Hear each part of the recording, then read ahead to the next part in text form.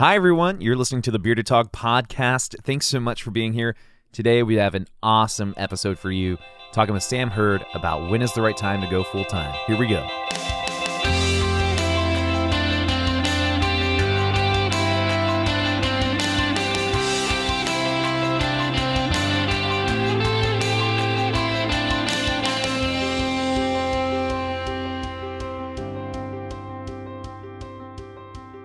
So Sam Hurd is one of my absolute favorite photographers, and I loved the idea of having him on to share his perspective. So one, he's super successful. He's been shooting for years, doing great. I think last year he did something like 40 or 50 weddings. So he's got that down, doing that consistently. His work, if you look at it, unlike anybody else's, still changing the game.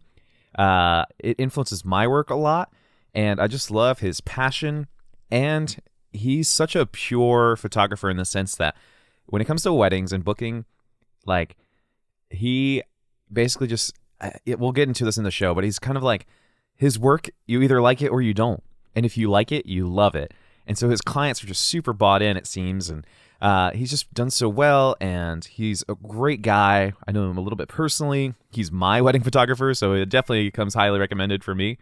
And the second thing, too, is that his workshops are amazing. I took one, and I knew most of the stuff he was talking about because I kind of have stalked Sam a lot, but he's just absolutely great and loves to innovate through photography. He's a gearhead, so he loves cameras. He'll talk cameras all day. But I wanted to talk to him today about when is the right time to go full-time, because I think that a lot of people go too early. They make the jump too early, and then they end up in a bad spot. And so I just wanted to get his perspective, and I think he's got a great one. So without any further ado, here's Sam Hurd. I wanted to kind of have you on today. I kind of gave a little intro just saying that, I knew you somewhat personally. You've been to a workshop and love your work. But I think one of the things that you and I think, are aligned on, but you've been doing this a lot longer than I have. Apple products. Yeah. Yeah, absolutely. Apple products. Was the idea of just going full time. So I feel like a lot of my listeners and the people that I get most passionate about helping are the folks who kind of want to make that transition. And I've just seen so many people do it too early, and I wanted to kind of get your take. So first off, tell me a little bit more about, like, how did you start, kind of finding photography? And then did you have a full-time job during that? Was it photography related? And then when did you make that switch? So I got into photography in high school purely just to do like landscape work. And I grew up in central Virginia, where we have a lot of mountains and stuff. So my best friend and I both got our first digital cameras around the same time. And I'd never photographed people, basically all the way up through college. I never really photographed people. It was always like landscape stuff. And I'd reconnect with him every summer to go on like a trip and just photograph cities and landscapes. And, I always liked photography. I just never thought I could make money from it. And was up in DC interviewing for a job related to my major, which was computer science, and interviewed for another place. Both listings I found on Craigslist. Another place called the National Press Club, doing political news events, essentially. Basically, I started working for them full time, doing just kind of people speaking at a podium and panelist discussions. I decided to take that job because it was in downtown DC, which for me, when I was like 21 years old, was really appealing because it's cool to be in the city and be able to walk everywhere. But then I ended up really loving like photographing people. And now it's crazy. These days I'll go back not go back, but if I'm out traveling, I'll be taking landscape pictures and be completely bored by them. I'm just like, I need a person in the shot to make it interesting, to allow me to connect to it. It's really weird. But that's the place where I first started photographing people. And a couple years into working there, my coworker was getting married, and she knew my work enough from the press club to ask me to shoot her wedding and trust me with that. And I did. And I loved weddings because it's just, I think I was built to shoot weddings in the crazy controlled chaos where you're like having to improvise so much of the ideas and stuff on a, moment by moment basis. I just love it. And that is basically how I started shooting weddings. And so I actually worked for the press club doing photography for, I think, about 6 years. And so the last 2 years, essentially, I was shooting 40 plus weddings a year while working at the press club full time. So I essentially had two full-time jobs for the last 2 entire years. And it wasn't, well, I don't know why. I mean, it basically came down to once I started traveling a lot for photography, the press club was just holding me back from a lot of opportunities because, I can't take 2 weeks off every other month to go somewhere when you have an obligation to be, on site. So that's the main reason I left. I always loved working there, and I always loved having that different genre of photography to keep busy during the week when I wasn't shooting weddings. But eventually I had to leave, and feel free to interject at any time if I start rambling, but like financially, it was really important for me to try never ever to get used to having that dual income. It's so difficult and tempting for people to keep their day job paycheck and all this extra photography money, and get used to those dual streams of income and that standard of living. And then once they go full-time photography, now you're down to one income, and usually your expenses add up a lot more than you think. Your taxes add up a lot more than you think they will. And so you're actually less than one income stream. And so that transition can be really, really difficult and really stressful because it's seasonal, right? So now you no longer have that passive paycheck to buffer you when you're not booking enough weddings, right? In January and February, it tends to get very slow. Some seasons I have 3 weddings in January, but this year I had 2, but I have nothing in February, right? And usually I have at least 1. And so it's weird to have to really rely on savings. And anyway, my approach to it was just start socking away as much money as I possibly could into my retirement accounts, 401k plan and a Roth IRA, so that I was still keeping the money, but I wasn't actively getting used to it in my lifestyle and spending. So. That's awesome, man. Answer. No, I love long answers, man. It's good to hear the insight, and that's super smart with doing the 401k and the Roth IRA. I love that. Yeah. Did you, in that transition period when you were kind of doing the 40 weddings and the National Press Club, what was kind of going through your mind of like, what was there a certain point financially when you said, okay, this can happen? Or do you wish that you had kind of waited longer or done sooner? What was the kind of thought process there financially? Well, I mean, I had sat down, right around the time where I knew I was going to book over like 25 weddings. And I was like, I need an accountant. So I sat down with my accountant, and we went through and, put together all of what I would have to pay estimated taxes for with taxes every quarter and all that. And I realized that to meet my to meet my rent and my food and my day-to-day living, I only needed to book like 25 weddings a year. So I didn't think of it in terms of money, like I need to make X amount of money. I just broke it down into I need to book this number of weddings at the base package to survive. And I knew that because I had done basically my first season, I think I did 5 weddings. And then from then on, I think my second year I did like 15. And then from then on, it was always over 40. So I knew unless something really major changed, I was definitely going to be able to book 25 weddings a year, and if not double that. So as long as I hit that mark, I always felt good. And one of the huge advantages to being a wedding photographer versus pretty much any other type of photographer is that you kind of do know what your year is going to be like 6 to 12 months in advance, which is, still scary for a lot of people, but such a huge benefit. When you think of a lot of these press photographers and commercial photographers where stuff pops up the day of or the day before, or at best, like a couple weeks out, it really requires a lot more, a lot thicker skin financially if you're doing almost any other kind of photography. It's crazy. Yeah, no, that makes perfect sense. That's awesome. Yeah, that reminds me of my old roommate. His name is Jabin Botsford, and he's a photographer for the Washington Post, and he's a great guy, awesome dude. And he's like the young single guy, so they'll send him anywhere, and kind of just they have no reservations about like gutting his schedule and his personal life. And so he I remember we were sitting on the couch and it was like 11 in the morning, and I'm a freelancer, and he was kind of having like just a receipts day, just doing some stuff. And I said, I think we're like watching The Office, and it's just very casual. And then we see something on, Twitter about San Bernardino, and we were like, oh man, what's this? Like, what is this name? Oh, it's in California.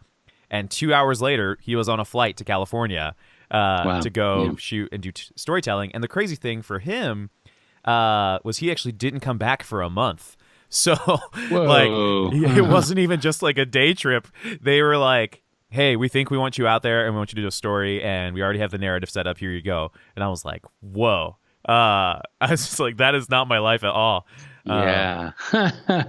So that's pretty interesting. That's the other thing is I have noticed a trend towards younger and younger people getting into photographing weddings as it becomes more mainstream and cool versus, before I even started, really, it was really something that you just kind of did if you were older or if you had to. It was weird. Like no young people were into wedding photography. But now I do see a lot of younger people, and they're making more money than any of their other friends that are working like paycheck jobs. But you have to think about still, like if you're say $2,000 a wedding or $2,500 a wedding might feel like a lot of money when you're in your 20s. It's not enough to live on when you have a family and you have like kids and like a mortgage and house repairs, and you have to make sure you're doing things to position your business to be able to charge more eventually than that. You should, it's $2,000 a wedding is very easy to get bookings at, or it should be. But once you double that, per se, it can be a lot harder because people are a lot more discerning about how they're spending their money because it's a lot of it. And I've just seen so many people that are like right out of college. Yeah, they're killing it shooting tons of weddings, but they're also making very little per wedding. And when they travel, they tend to, like you said, take like a full week to go do that kind of thing. And that's not a very sustainable way to live, is what I'm trying to say. So you kind of have to be careful and watch yourself for that. So you're setting yourself up to be around. If you forego your day job, it's probably hard to get back into that job if you have taken a 5-year gap to do something completely unrelated to it. Yeah. Yeah, no, that totally makes sense. Also, too, you got to make sure you pay for pets like popcorn. Do you hear him right now? Yeah, just a little bit. UPS no, I love it. UPS guy's here. Oh, man. That's awesome. The delivery guard. Yeah, it's like that was one of the things when I started this podcast was I wanted to kind of just have like a quick, little tiny session on pricing for people, because it's not just pricing yourself for now, kind of like you said, but it's pricing yourself for the long term. And, I think there's two kinds of photographers, or maybe three. And like, some people come in and they're great at photography, but lack the business skills. There are some people that come in and lack the business skills, or have the business skills, but lack the photography skills. And there's some people that maybe have some type of like marriage of both. And, it's like if you don't have that business acumen, if you will, it's just going to lead you down a terrible road. And ultimately, like, how many years could you go shooting 25 weddings, or even 35 weddings, and then but not really making any traction on maybe your financial goals or your life goals, or again, like you said, like supporting somebody. And then really too, it's like I know a bunch of people that are photographers, quote unquote, but they're married to somebody that makes $150,000 a year, Oh yeah. Mm-hmm. And I'm just like, and they'll say they're full time, and I'll be like, oh yeah, so how many weddings do you have for this year? And I'm mostly out of like curiosity. They're a friend of mine. I'm super pumped for them, and they're like, oh yeah, I've got 9. I'm like, what? Like, yeah. I could never do that. And I have some jealousy that comes into my life when I talk about that. And then when I was searching, I'm gonna close the door. Keep going. No worries. When I was searching for I started dating and dated Sarah. I found out that she worked for a nonprofit and didn't make that much money, and I was like, oh no, the gold digger kind of lifestyle was not going to happen for me, and I would have to do it. Would have to do it on my own, which is fine.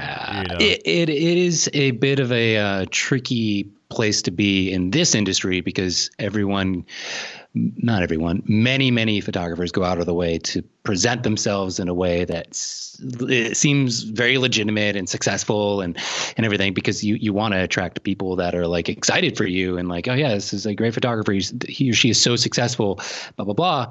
But you're right. When you say I'm full time, this is all I do for a living, but you have 9 weddings a year and you maybe have a free house to live in or a spouse that makes a lot more or whatever, or you live with your parents, that's not exactly true. You're presenting something a little bit, I think, skewed.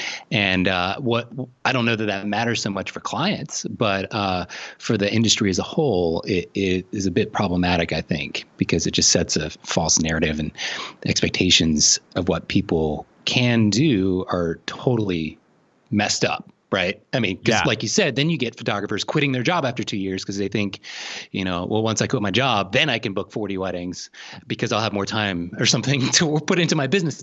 No, I don't think that's a good approach. It kind of sets people up for disaster sometimes. And I hate that. But there's not really anything you can do, I think, to police that other than if you're somebody thinking about quitting your job, like, really take some time.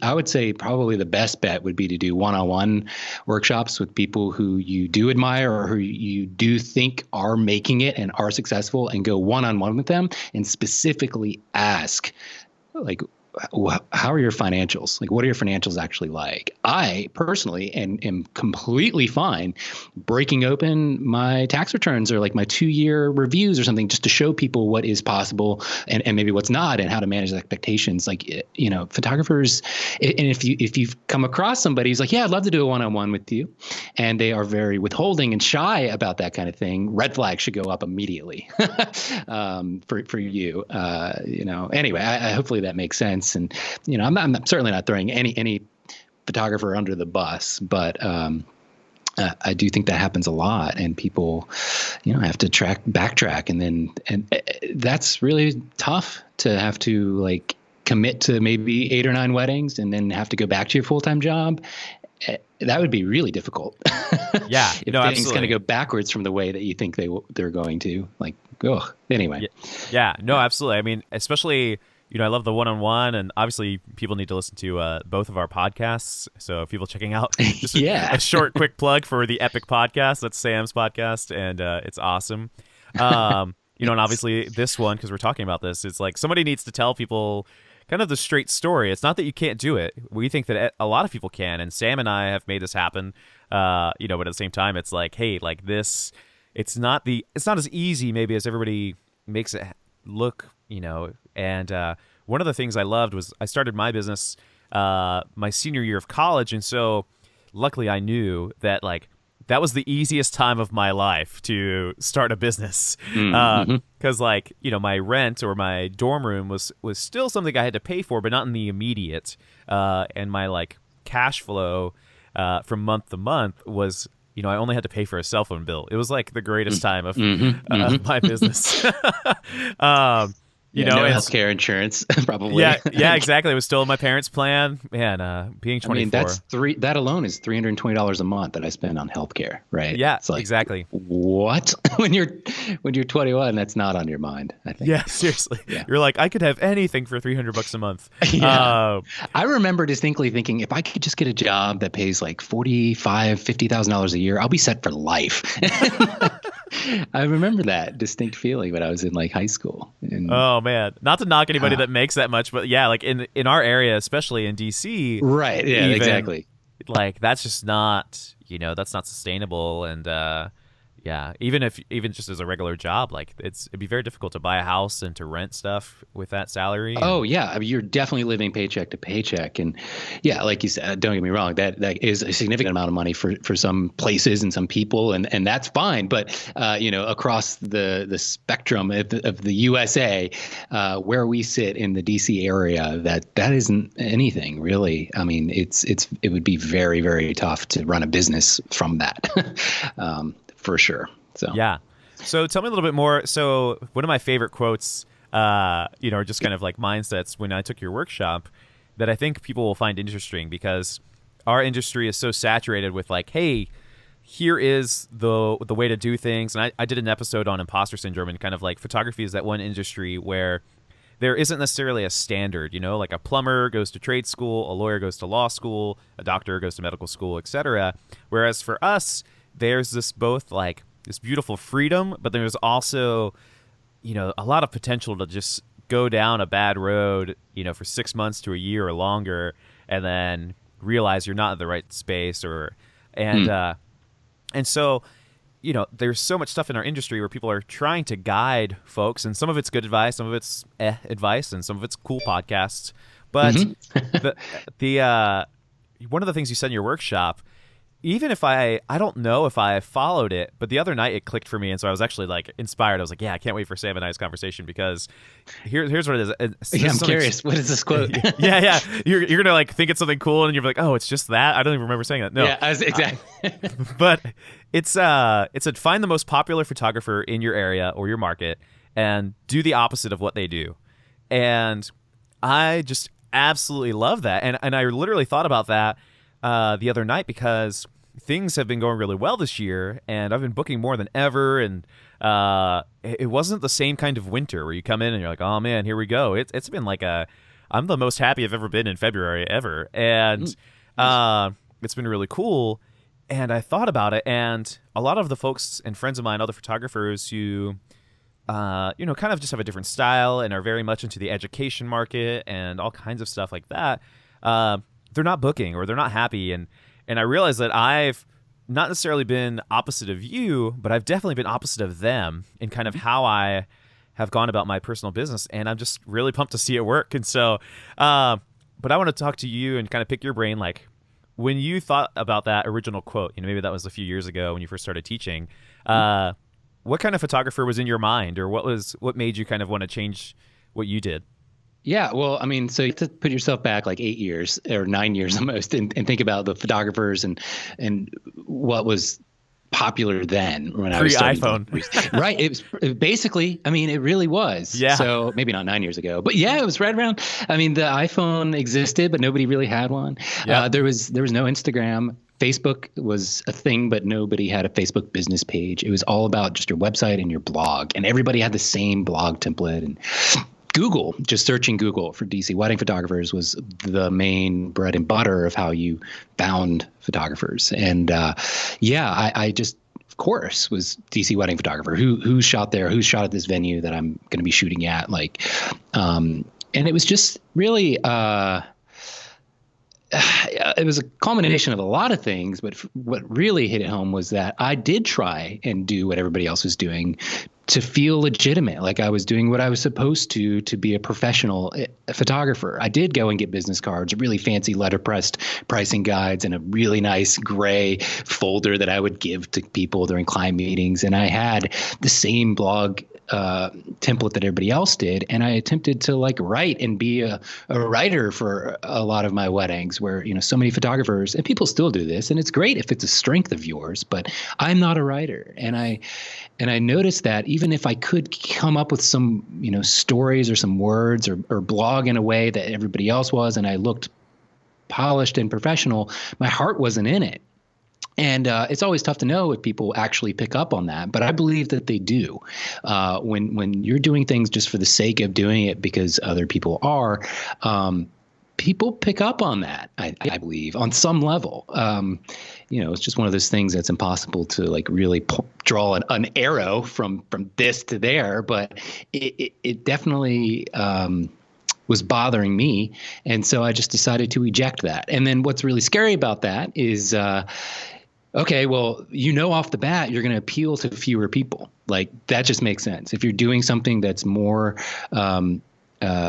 deliberate and directed and thoughtful, you are just going to appeal to less people because you're developing a niche. I never decided how that word actually is pronounced. Do you know, Adam? I have no idea. Somebody's going to email us and tell us how it is. Yeah. So you're developing a niche, which means you're getting fewer people that like your work. But the hope and the goal, which again, it takes time to figure out. So again, it is scary to know if it actually is working. But the goal is that the people you do get that are attracted to your work and that do resonate with what you're putting out, even though it's a few number of people, they are way more excited and are a lot more connected than any other photographer. So you end up booking more of the inquiries you get. It's all about getting like high quality relationships and inquiries and people that way. And so that's why it's a struggle, continuously, even for me now, to want to do things that seem like they make a lot of sense or that is working really well for other photographers. I'll try anything as a marketing approach or a shooting style or anything under the sun. But if your heart's not in it, people pick up on that, and it starts to affect you as a creative person if you're just doing it because everybody else is. So, for me, logically as well, it made the most sense when you think of the opposite thing, literally the exact opposite of what you're looking at. It oftentimes makes no sense whatsoever. But if you iterate from that as a starting point, it doesn't have to be 100% opposite. Maybe it's just 40%. But if you do that on every layer of your process and how you approach things, it adds up until, you're a completely different approach or style or personality than everyone else. So anyway, again, long-winded answer, but I'm glad that resonated with you. Sometimes I feel like that's a silly thing to open with at my workshops because it seems like, oh, okay, we'll just do it. It's so simple as an idea, but very hard to put actually into practice, I think. Well, I think that, even when I started, and actually the episode as the time of this recording that comes out tomorrow is about like niching down and kind of like clearing the pathway and just finding, I guess I said niche. So yeah, that's how I say it, I guess. It's like really just kind of carving out that groove, and but because you're carving out that groove, you can be kind of at the top of your kind of the benefits of that. Like you can be at the top of the price point, or you can be looked at as a specialist in whatever it is that you offer. And so we interviewed Tiffany Farley, who's a motherhood photographer, which like in most of the wedding circles we're kind of like, oh yeah, that's cool, like what do you do for work? And but she's done such a great job. She's full time. She there was no there's no like wedding magazines or motherhood magazines like in her industry, and so she started one, and like she's built this entire industry around her niche, and now she's like a champion. And so it's really cool. But yeah, it's kind of another thing that I want to kind of dive into is that I love what you said, because I feel like the past year you haven't really blogged that much at all. I just blogged today. Hello. Hey, good job. I'm getting better about it. I've blogged 3 times in February, and it's only the 9th. So oh my gosh. Yeah, and 3 times in January. So I'm getting back on the blog train, man. That's awesome. But one of the things you said was kind of like, and I've noticed this, and I try to tell other photographers this, is that even the micro changes that you make now, say somebody goes to your workshop or they hear this podcast or just something makes them get that thought where they're like, okay, I want to try something differently. You might not even understand the results of that for 6 months or years. It's like the changes kind of, you don't see the immediate results that often sometimes. You kind of have to see it like long term. Like I tried a bunch of new stuff last year, pushed my SEO a little bit, and also just tried to make my clients have a better experience last year. And I was like, this, in the immediate, it's not like you're going to make more money. It's not like the client is just going to be like, hey, you've been really nice to us. We've noticed. Here's a $1,000 raise. That's exactly. Yeah. Like, can we just give you extra? And can you pay what your current pricing is? Yeah. That'd be amazing. Yeah, exactly. And so it's, so it's really funny that, you kind of feel like you're grinding and you're like, okay, I'm doing good things. Like, should I do this? Should I not do this? And that happens a lot, kind of in the grinding phases. And, only now, like booking a bunch of weddings in January, which is really cool. And I've already hit my yearly goal for bookings, which was crazy. Like I really was like, oh man, this is much how Sam feels every day. And so, it's like, oh, the things I did last year, I see are working, lots more direct referrals, lots more, just clients that get it. And honestly, it's making me even enjoy my job more. And, something else too is, this guy, Tony Hoffer, he talks about how like, he doesn't care about SEO, advertising, social media, anything like that. He's like, I care about 2 things, the work and the people. And I don't think those 2 things are what everybody needs to care about. But I think you guys, and I hopefully could include myself in that, I could ride the coattails of both of you guys, is, just the idea of focusing on a few things that you can just make the strongest as possible, and so, I think that's like, you still got bookings when you weren't blogging, like it's like the job still works. And so I don't know. Yeah.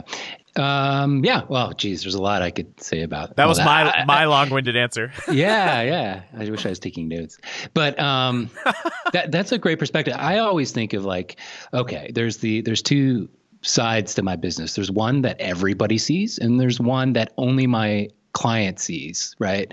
And they're two kind of very separate entities, actually. Like what I blog and what I put in social media, that's less than 0.5% of the actual number of pictures I take in a year. So he's right. It is all about the people, and essentially, in my mind, what he's talking about is like the full gallery and the actual end product of what people are getting, and how happy they are with things beyond just the flashy portraits or the interesting techniques or crazy shots that nobody can figure out. Over half my business comes from previous clients, word of mouth referrals, because they love their full galleries. That's most of my business. So that is where an incredible amount of my effort is focused, that nobody in the social media facing side or my website facing side ever sees, unless you notice that I stopped blogging because I'm so busy trying to get full galleries delivered to people. But there's room for both. Like a lot of my new clients and my new work, the other portion of my business is from the flashy pictures that really draw people in, and then hopefully you just seal the deal with like full galleries and stuff that you can show them. But it's really easy to get caught up in the fact that like you have to have a certain number of followers or likes for people to want to book you, and that is not at all true. Yeah. If you're putting the work somewhere else, right? It's not like you can just stop both elements of that. Yeah, absolutely. And I mean too, it's like, a big thing that you and I know here, especially in the DC market, it being so saturated, is just like, hey, you should be blogging every week. And you and I both know, like, oh, that's pretty great for SEO. That's really nice. And if you have something to say, then that's awesome. But, the problem with too many evergreens, evergreen content, everybody always says like, hey, write this thing, even though it's already been written a million times, is it's just not going to be useful. It might not rank number one. And what could you do during that time that you took blogging to make more money, or to go practice shooting, or, just kind of like to generate more income on the thing that really brings you the income, if you will? I don't know. Sure. Yeah. That's interesting. But I do think it's important to blog. Me falling behind is something I was always kind of beating myself up over, in all honesty, because not even because I need to feel like I'm getting web traffic to my site or anything like that, but just my own practice of practicing my skill of curation and whittling it down. I mean, that's such a tough thing to do sometimes.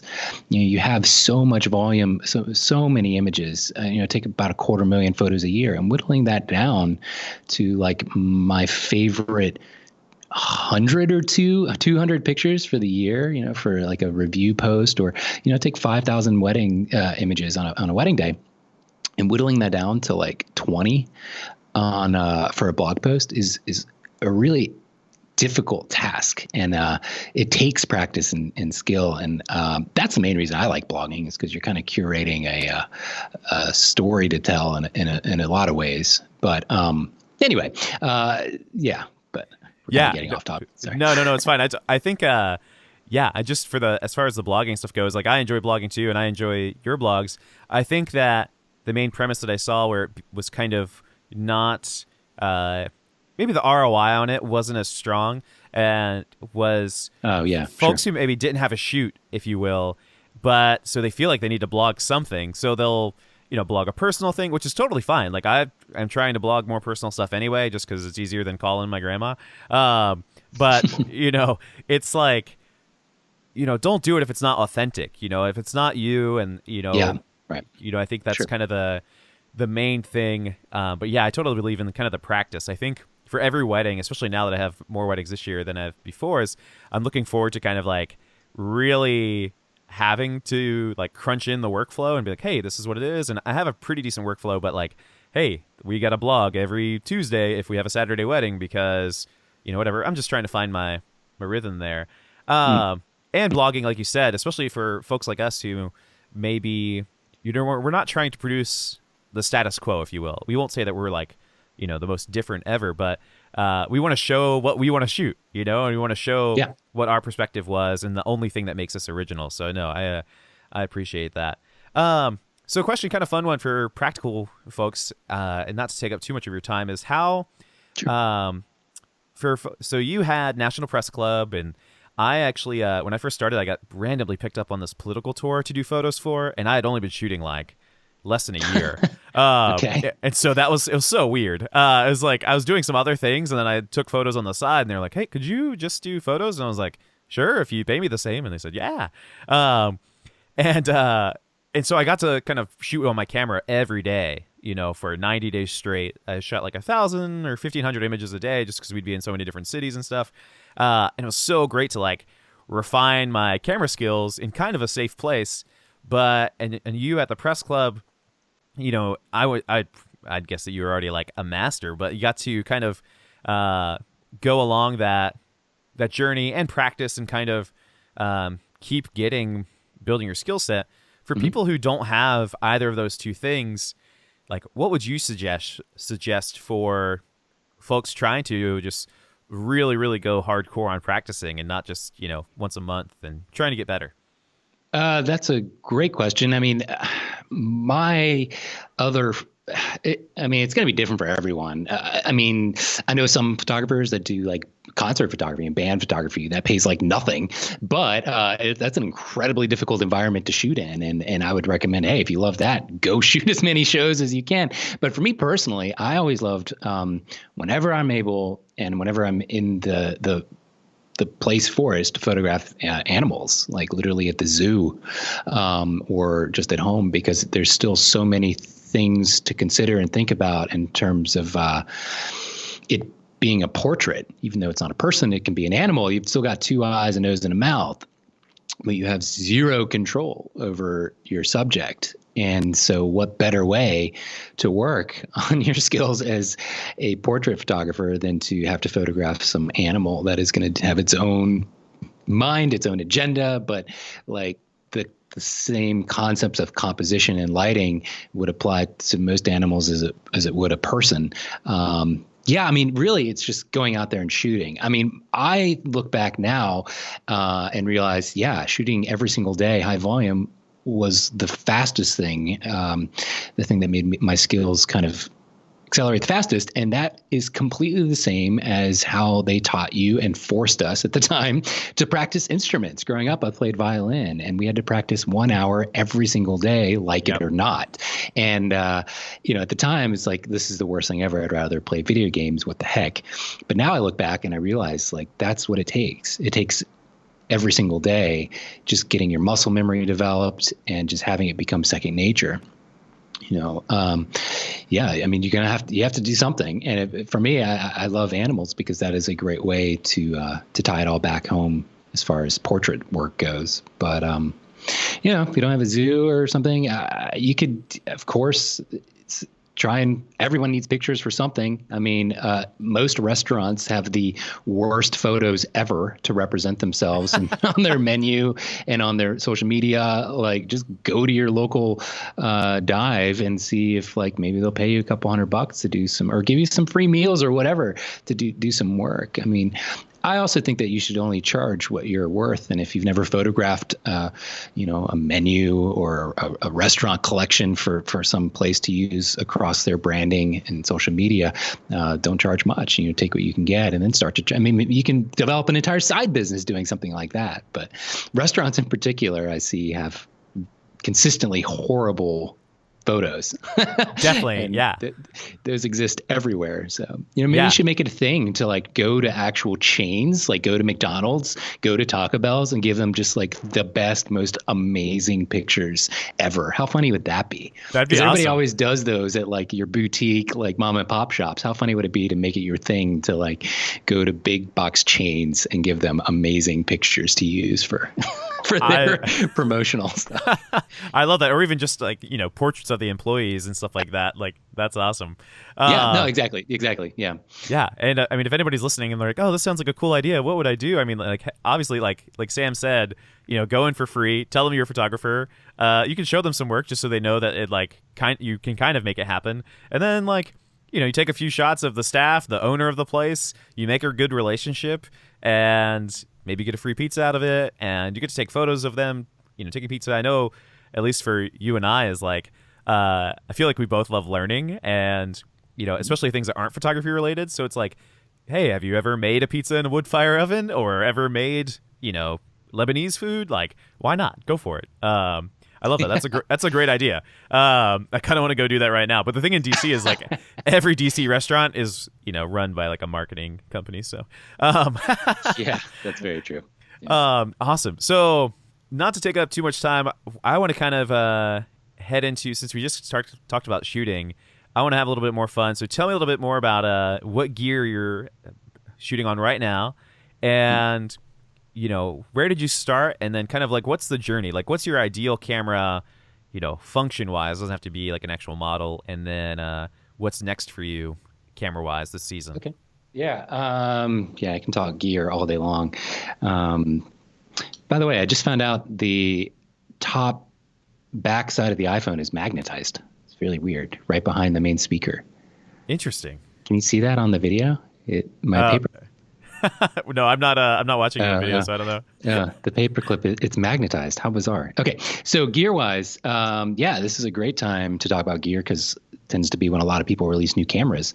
I'm really interested, though I don't own it yet at the moment, in the Fuji medium format.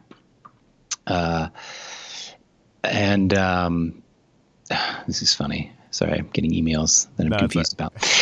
So the Fuji medium format looks really promising, and I think I've been trying to go medium format forever because it's so beautiful and it's such a different look and quality to the images. But it's so darn expensive, and Fuji seems to be knocking it out of the park with so many people impressed with their mirrorless cropped sensor offerings. I don't love, if they were full frame cameras, I'd be all up in it. I don't love that they're cropped, but they're just kind of jumping over the entire full frame offering and going medium format. So I'm really excited to try that. It's been on pre-order for like a month. I'm sure it won't ship for another few months. That's something if I at all could, I would work it into being my workhorse camera. But besides that, right now I shoot main workhorse is the Nikon D5 with the Nikon D750 is kind of my side shooter. And they're fantastic cameras. I mean, you can't ask for much better. But last week I got the Leica M10, which is Leica's newest flagship rangefinder camera. And finally, you can shoot at like 20,000 ISO and still have a usable image versus the iteration before this where it kind of peaked out around 3,200 ISO, which is it's fine, but it's not great for wedding stuff. So I haven't had a chance to shoot a wedding with this camera, but I'm excited to try it. It's manual focus only, so I think it will be a bit limited in the times of the day that I can, use it, but I'm excited to see. And I've already owned a whole bunch of Leica lenses and stuff, but yeah, I'm also okay. Sorry, is the M10, does it have live view for you? Like, could you hopefully do some portraits? Yeah, it's got amazing live view. It's got a whole new the EVF actually plugs into the hot shoe, and that's my favorite thing about it. It's kind of annoying because it's this extra bulk on top, but my favorite thing about this EVF is that it pivots so you can shoot downward at a 90-degree angle. That's awesome. While looking straight down, and that's always been very satisfying to me in any cameras that had some sort of feature like that, like the D750 with the flip out screen and everything. Yeah. Yeah. So anyway, it does have great live view. It also has just back of the screen live view, and it's got a great optical rangefinder viewfinder. So I heard somewhere, I think it was on your Instagram the other day, that you're just giving Sigma like a really full chance this year. Basically, it's kind of how I took it. You're giving them a little more Yep. time than normal. Tell me a little bit more about that. Remember when Popcorn was barking about 20 minutes ago? That was the UPS guy delivering me the new Sigma 8514 Art. It's sitting next to my door, I'm assuming. Hopefully. Yeah, unless Popcorn's getting into it. Yeah, no, I've never had any real brand loyalty. I try and use whatever works the best for me, my style, my preferences. And I do love the Nikon 58 millimeter 1.4, but I also prefer the 50 millimeter focal length. 50 and 58, it actually is a big difference. Yeah. And I wish I could get the look of the 58 and a 50 millimeter focal length, but they just don't make that. So, yeah, I'm going back kind of, and part of it's just to change things up for me. There's no reason that I have decided to not shoot the 58 as much, other than I've shot it for like 2 years straight as my main lens. So I'm going with the 50 Art as much as I can. And gosh, their lenses are really, really sharp, and have great color rendering. And the 24 Sigma Art is has a fantastic sun star when you stop down to f/16. It's got a really, really pleasing sun star, versus the Nikon 24 1.4 does not. I don't like the way that it looks very much, and just weird, quirky stuff like that. But and the price point is, of course, appealing for the Sigma stuff as well. I mean, it really goes to show you that Nikon is just charging so much. You're really paying for the name brand a lot of the time. Yeah, absolutely. It doesn't cost, if anything, it costs them probably a lot less to manufacture their lenses because they're a larger operation than a company like Sigma. So. Exactly. No, it makes sense. It's interesting too, because I think folks look at the 58 and they say, oh, well, man, that's kind of like an artsy lens. Like the 58 is almost in like the tilt shift family as far as like weirdos. And they're just like, oh yeah, the 58 is like kind of weird. If you're shooting with the 58, like, what are you doing? You're locked in. And it's like, one, you're trying to just change things up for the sake of shooting, which I think is good. And two, like, hopefully your artistry as a photographer, and this, but for others listening, like, it's not going to come from the lenses. Like, you could make a great image from it with a 24-70. It might be not as fun, to use, or back in the day, I mean, you and I have shot events forever. So like the 70-200 comes out. Yeah. And that's the main thing there. Yeah. And you're just like, why do I even own this lens? Like, what am I using it for? But I mean, you shoot a portrait at 200 millimeter 2.8 and, find something that has some, like, a cool background and create some cool bokeh. And you've got an image that will keep people guessing, for a long time. And it's, just knowing the camera and kind of experimenting is fun. And that's cool. That's cool to know that you're like just trying to find the new things. And that's the one thing when I switched from Canon to Nikon was I understand the scientific reasons why Nikon like coats their glass, but man, I miss like just letting the sun come in and kind of being in control, like kind of predicting like, okay, flare's going to come in here. And on the Nikons, it's just like, it just kills it. It dies it down so much. Yeah, absolutely agree. Yeah, at the end of the day, like half being a good photographer is requires a good state of mind, right? A good mental state. It's all the work is coming from your effort mentally, if you're doing good work, and it can be mentally exhausting. And so I try and use equipment and travel light enough that I'm constantly feeling good, like physically good and mentally good and energized, because I know when I'm feeling like that, it's translating into my work. And yeah, anyway, we could talk all day about that kind of topic, I'm sure. But yeah, no, I are you using the Sigma stuff now? Is that why you particularly asked about that, or did you just? Yeah, so I have their just curious in it? The Sigma. It's a 20 millimeter 1.4. It's like their new with the giant front end. Yeah, isn't it huge? Yeah, it's ginormous. It's like the Nikon 14-24. And yeah, I was texting a buddy of mine who's actually a guest on the podcast, Brian Minier, because he is kind of like he's officially like a Fuji ambassador, and I just can't I mean, I'm kind of where you're at. It's like, hey, it's crop sensor and it's just as expensive as the D750. So like, why would I dive into this yet? But we were talking about filters, and like filters for most lenses are great and very fine, and filter holders are awesome, but all this kind of technical jargon. But for for my Sigma, you have to get like a very special one made, and it's very cumbersome, and that's just like, I don't know. When I go travel and I try and actually pretend like I can do a good landscape photo, I don't want it to feel like this production. I don't want it to feel like a film set. And I'm like, oh, I got to put this thing here and this thing here, and like, oh, did I bring my bubble level? And do I have the right colored neutral gradient filter to darken the sky? And I got to make sure it's clear fingerprints and properly aligned. Yeah, seriously, the fingerprints thing.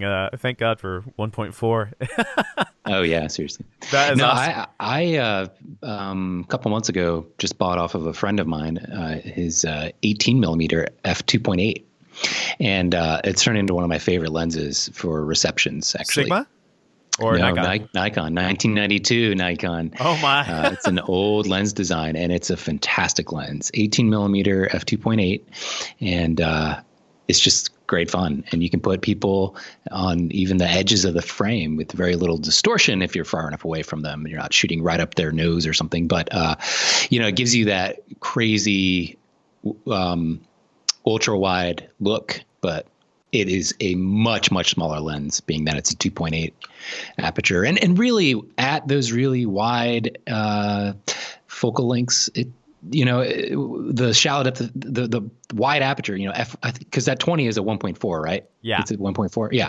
So that is great when you're shooting in really, really low light or something, but you're just not going to get anything much in terms of like the shallow depth of field effect. It's really not about that.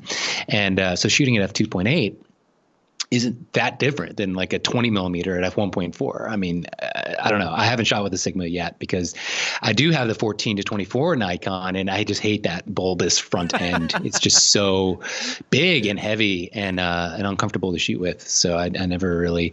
I'll probably try the Sigma 20 just to try it, but I'm really happy with this Nikon 18 millimeter, and it's really, really fun. But that's awesome. I'm excited to try it. The 85. Anything longer than a 50 is really not my preferred focal length. So, but 85 millimeter, the Sigma, the older version, I don't remember what they called them. I think it was just 85 1.4 HSM or whatever. That's been one of my, bread and butter lenses forever when I have to use something longer. During a wedding day where I don't have as much control, like toasts or the ceremony, I'll break out the 85 or something longer. So I'm excited to try this art version and see how it matches up. I've heard good things from other photographers, but I'll actually have a chance to try it for myself soon.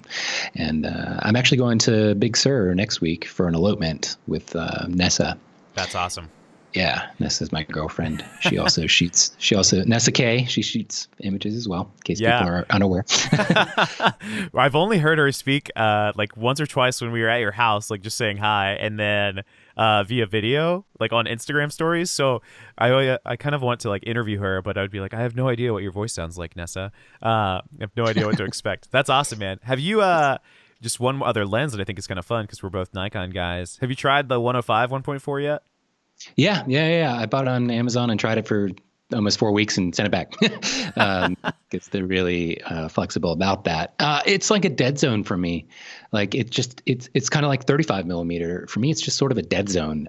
Sometimes I like 35, but usually I prefer not. And same with the 105. The more I shot with it, the more I wanted either the 135 or the 85 is really bizarre. But a great performing lens, like really beautiful rendering and very sharp, fast autofocus from what I recall. But I think I shot 3 or 4 weddings with it and just decided it wasn't for me. I'm desperate for them. Somebody, dear God, in the Nikon world to create a new 135. Like it needs to happen. I don't know what's going on. Definitely. Sigma would clean house if they put out an 135 art. And so Nikon for that matter, but I'm sure it'd be like $2,000. Yeah, seriously, it'd be. I'm still shooting with the old one. Yeah, from the 90s. Oh my gosh. That's like I love that lens. It's so good, but it's also so bad. It is, yeah. Oh, God. But what's amazing is the Canon 135 is one of the greatest lenses I've ever shot with. Yeah. It is insanely good, and I don't understand. I don't understand it.